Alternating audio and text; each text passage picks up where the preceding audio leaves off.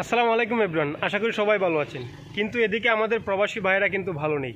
কেন ভালো নেই? কারণ আপনারা জানেন আমাদের বৈষম্য বিরোধী ছাত্র আন্দোলনের সময় প্রবাসী ভাইয়েরা তারা প্রবাস থেকে আমাদেরকে বিভিন্নভাবে মিছিল মিটিংয়ের মাধ্যমে সমর্থন জানিয়েছে। সেই ক্ষেত্রে দেখা গেছে অনেকের কাজ চলে গেছে, অনেককে বন্দি করে সেখানে রাখা হয়ে গেছে। এখন আমার একটা প্রশ্ন হচ্ছে, দেখেন এমনও ফ্যামিলি আছে যেখানে শুধুমাত্র একজন প্রবাসীর আয়ের উপর সেই ফ্যামিলির ভালো মন্দ থাকার কিন্তু অনেকটাই নির্ভর করে। কিন্তু দেখা যায় সেই মানুষটা যদি কোনো রকম তার কাজ চলে যায়, কোনো রকম সে যদি বন্দী হয়ে পড়ে, তখন তার ফ্যামিলির কি হবে?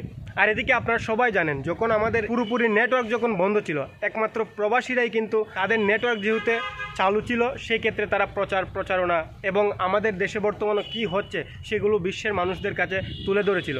অতএব আমাদের এই স্বাধীনতা পাওয়ার ক্ষেত্রে এখানে প্রবাসী ভাইরা কিন্তু গুরুত্বপূর্ণ ভূমিকা পালন করছে, এটা আপনারা কেউ অস্বীকার করতে পারবেন না। এত পরিশেষে আমার একটাই অনুরোধ থাকবে, পররাষ্ট্র মন্ত্রণালয় সহ ঊর্ধ্বতন সকল কর্মকর্তাদের কাছে আমার বিনীত অনুরোধ, যারা যেখানেই বিপদে আছেন, যেখানেই বন্দী আছেন, তাদেরকে আপনারা অতি দ্রুত ছাড়ার ব্যবস্থা করুন। কারণ তারা কী অবস্থায় আছে একমাত্র তারাই জানে আর তাদের ফ্যামিলি জানে। এত আমাদের এই স্বাধীনতা যদি পূর্ণতা পেতে হয় তাদের কোনো বিকল্প নেই, কারণ তারা গুরুত্বপূর্ণ ভূমিকা যেহেতু রেখেছে।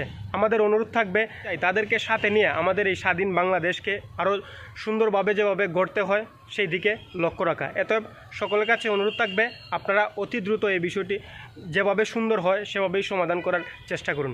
সবাই ভালো থাকুন, দোয়া রইল প্রবাসী ভাইদের জন্য, সেই সাথে আমাদের এই দেশের জন্য শুভকামনা রইল। সবাই ভালো থাকুন, ধন্যবাদ, আসসালামু আলাইকুম।